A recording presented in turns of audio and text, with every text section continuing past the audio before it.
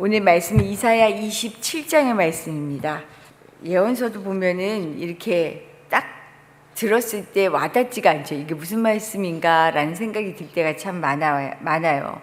오늘 27장도 포도원의 이미지로 이제 말씀을 시작합니다. 사실 이사야가 포도원의 노래를 한 것은 이게 처음이 아니에요. 5장에도 나와요. 그런데 내용은 확연하게 달라요.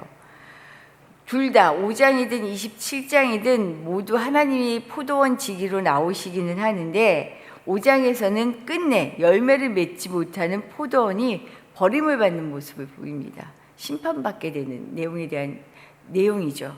그런데 오늘 27장은 회복의 기쁨을 노래하는 포도원의 모습을 강조하고 있어요.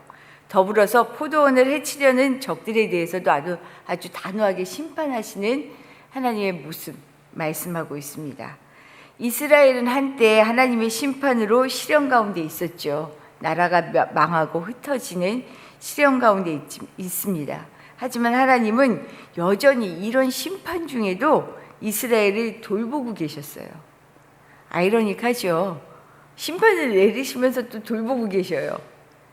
하나님이 내리신 징계라는 시련의 시간들, 하나님이 결코 이 시간에 이들을 버리신 게 아니라는 거예요. 목적이 분명한 거예요. 새롭게 세우기 위하심이에요. 우리가 마치 자녀들을 벌할 때 애들을 사람답게 세우고 싶은 그 마음으로 벌하는 것과 똑같습니다. 이런 점에서 연단과 시련을 통해 우리 안에 세워진 우상들, 우리 안에 세워진 우상이 많죠. 하나님이 아니라 내가 살 수 있을 것 같은 붙잡고 있는 것들이 엄청 많잖아요. 이것들을 남김없이 깨뜨리는 시간이에요. 이게 깨져야 우리가 하나님의 자녀로 정금같이 나온다라는 것을 오늘 말씀을 통해 이야기하십니다. 어떤 모습일까? 다시 한번 살펴볼게요. 첫 번째, 사람은 하나님을 버리지만 하나님은 어떤 악인도 포기하지 않으십니다. 사람은 하나님을 버리는데 하나님은 사람을 버리지 않으셔요. 2절 말씀이에요. 2절에 이렇게 이야기하죠. 그날에 너희는 아름다운 포도원을 두고 노래를 부를지어다. 2절 말씀을 통해서 당신의 백성 이스라엘에게 아름다운 포도원을 노래하라라고 말씀하셔요. 명령하시는 거예요. 이처럼 포도원을 아름다운 곳이다, 또 기뻐 노래할 수 있는 곳이다 라고 말씀하시는 이유는 하나님 당신이 포도원이기 때문이에요. 그가 지키시거든요. 이 포도원을 가꾸시거든요. 포도원 지기이신 하나님이 어떻게 포도원을 돌보시는지 3절에서는 이렇게 말씀하셔요. 때때마다 물을 주시고요. 포도원이 해를 당하지 않도록 밤낮으로 지키신다라고 얘기해요. 포도원을 하나님이 지키고 계셔요. 하나님께서 자기 백성을 위해서 쉼없이 헌신적으로 돌보고 계신다는 거죠. 그래서 안전하고 평안합니다. 하지만 하나님의 돌보심은 내부적인 보스타입히면만 그치지 않아요.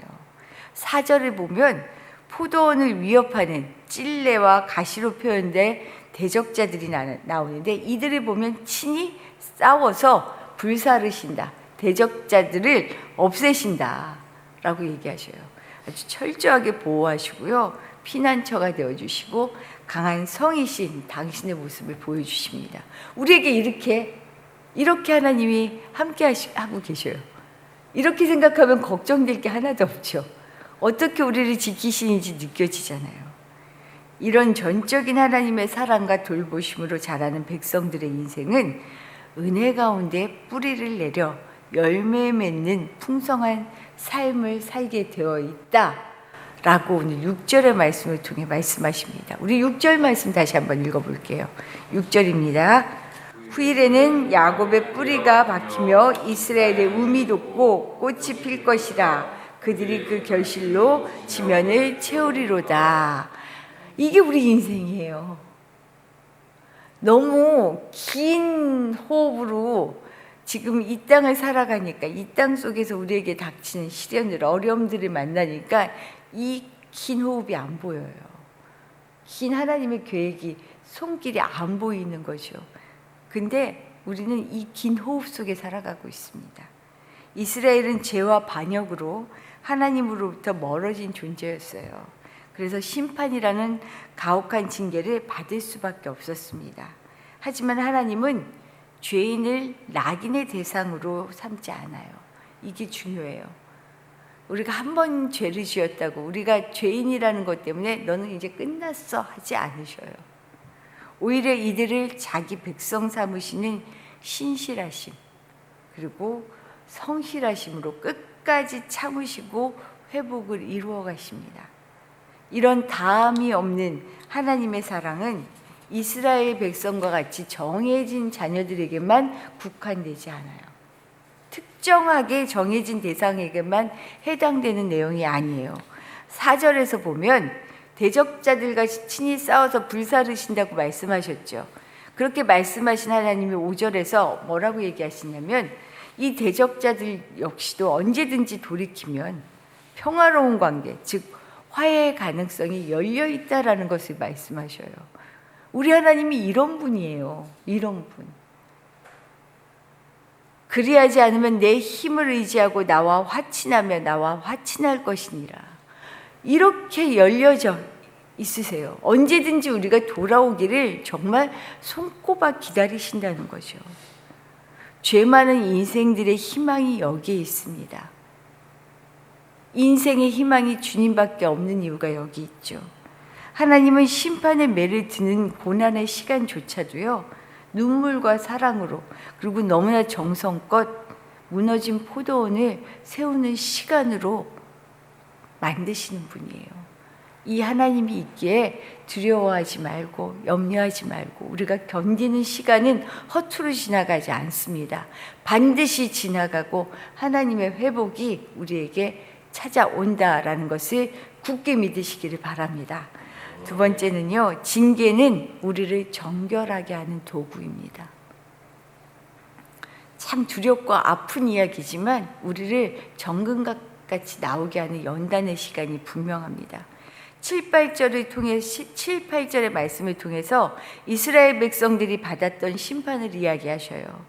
이스라엘이 범죄함으로 매를 맞았지만 그들이 맞은 매는 원수들이 당하는 심판에는 비할 수 없는 거예요. 그럼에도 불구하고 하나님은 강대국의 침공을 통해 이스라엘을 그 땅에서 몰아내셔요. 어떻게 보면 굉장히 가혹하고 이스라엘 백성들로서는 상상할 수 없었잖아요. 어떻게 성전이 있는데 하나님이 우리를, 이런 일이 있을 수 없지. 그런데 하나님은 상식을 넘어서셔요. 우리의 생각하고는 다른 방식이셔요. 아닐 때는 언제든지 돌이키시고 회복시키실 방법을 만들어 가시죠. 이것은 거센 바람에 휩쓸려 나가는 것처럼 강력한 방식이었습니다. 이스라엘 백성의 입장에서는 죽을 것 같았어요. 우리도 시련을 만났을 때 죽을 것 같다라고 느껴지지 않으세요? 내가 견딜 수 있을까라는 생각 들지 않으세요? 나이가 들면 들수록 옅어질 줄 알았는데 이게 이렇게 쌓여서 그런지 쬐끔만 와도 미칠 것 같아요. 막 숨이 턱턱 막혀요. 그런 거 느껴요. 옛날엔 별거 아니라고 생각했는데 오히려 더 힘들게 다가올 때가 많아요. 인생이 그런 것 같아요. 그런데 이 심판의 결과는 하나님은 온전한 회복이에요. 저는 이게 너무 감사해요. 9절 말씀 우리 읽어볼게요. 다시 9절 말씀입니다. 야곱의 불의가 속함을 얻으며 그의 죄 없이함을 받을 결과는 이로운 말미암나니 곧 그가 제단의 모든 돌을 부서진 횃돌 같게 하며 아세라와 태양상이 다시 서지 못하게 함에 있는 것이라. 아멘.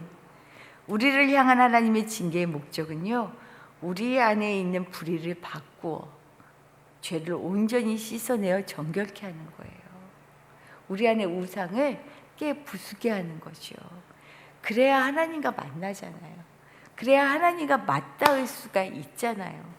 거룩한 하나님과 맞닿을 수 있는 길이 어디예요? 우리가 거룩하게 되는 것. 이런 점에서 징계는 철저하게 회복을 목적으로 하고요, 참된 회복을 통해 정금과 같이 하나님께 돌아오게 하는 도구입니다. 그래서 우리가 시련을 만날 때, 어려움을 만날 때 제일 빠른 길은요, 내가 빨리 돌아서는 길이에요. 왜 그랬을까? 내가 어떻게 서야 할까? 하나님의 말씀은 나를 돌아보는 거울이에요. 그리고 나를 보면 하나님의 말씀을 보게 되어 있고요. 이스라엘이 이방 제단의 모든 돌들을 횃돌처럼 산산이 부수고 남은 우상인 아세라와 태양상을 철저히 찍어버릴 때 비로소 참된 회개가 이루어지죠. 그래서 불러 모으시죠. 성도는 고난의 때 이 시간이 나를 거룩하게 하는 은혜의 시간이다라는 것을 알아차리면 삽니다. 그동안 내가 의지하던 우상, 돈, 명예, 쾌락, 교만, 자녀, 수많은 자랑들, 이것들을 철저히 찍어버리며 자기 십자가를 지는 것을 기뻐하는 것, 이게 주님께 가까이 가는 길입니다. 결국 하나님은요, 시련과 환난을 통해 당신과 같이 정결하게 된 자녀들은 모으셔요. 참된 예배의 자리로 이끄십니다. 이것이 12절, 13절 마지막 장의 모습이에요. 유브라데 강에서부터 애굽 시내에 이르기까지 타작마당에서 곡식을 떨듯이 당신의 백성을 하나하나 모아 거룩한 산 예루살렘으로 모으셔요. 아수르 땅에서 죽어가던 자들, 애굽 땅으로 쫓겨나서 유리하던 자들 모두 하나님의 산 예루살렘으로 모으신다는 것은 하나님께 온전한 예배자로 선다라는 거예요. 예배는 재물이 있어야 되죠. 이 당시 예배는. 재물이 뭘까요? 나예요, 나. 나의 우상을 깨뜨리고 자기 십자가를 진다는 건 내가 깨진다. 내가 죽는다. 내가 산 재물이 될 때 하나님의 예배자로 살 수 있다라는 것을 오늘 보여주고 계시죠. 우리 인생의 궁극적인 목적은 하나님께 산 재물로 드리는 참된 예배자가 되는 거죠. 우리가 만나는 어려움들 때문에 고통스러운 순간이 너무 많아요. 인생은 그렇습니다. 희노애락이 다 있는 것이 인생이죠. 하지만 여기에는 분명히 끝이 있어요. 모여져요. 어떻게요? 다시 오실 예수님을 향하여 예배자로 서는 그 자리입니다. 그래서 우리에게는 평생 희망이 있습니다. 우리 이 희망으로요, 오늘도 굳건히 살아가기를 바라요. 그러면 하나님은 결국 우리를 끄집어서요, 가장 좋은 길로 인도하십니다. 오늘도 이 믿음으로 복되게 살아가시기를 축복합니다. 주신 말씀 생각하며 기도할게요. 우리는 하나님을 수도 없이 놓아버릴 때가 있지만 하나님은 우리를 결코 놓지 않아요. 끝까지 기다리십니다. 그리고 하나님이 우리를 기다리시면서 우리를 사람답게 하시려고 주시는 징계가 결국은 하나님과 가장 가까워지기 위한 정결케 하는 도구예요. 그러니까 두려움 없이 정말 하나님께 늘 나아가는, 돌이킬 수 있는 인생 되게 해달라고 기도하십시오. 더불어서 우리 내일은 예배가 있는 날이죠. 우리 예배는 늘 하나님을 만나고 하나님과 호흡하고 그리고 어떻게 살아야 할지 하나님을 보는 시간이에요. 하나님을 잘 보는 시간, 만나는 시간, 그런 예배가 되게 하시고 재물이 다른 것이 아니라 나구나라는 것을 깨닫게 해주십시오. 기도하시고 우리 청년 수련회 오늘 마지막 일정입니다. 아주 잘 은혜 가운데 이 시간을 잘 보내고 있다고 소식을 듣고 있어요. 하나님 마지막까지 하나님과 온전한 만남을 이루고 안전하게 돌아올 수 있도록 기도해 주시기를 바랍니다. 기도드리겠습니다.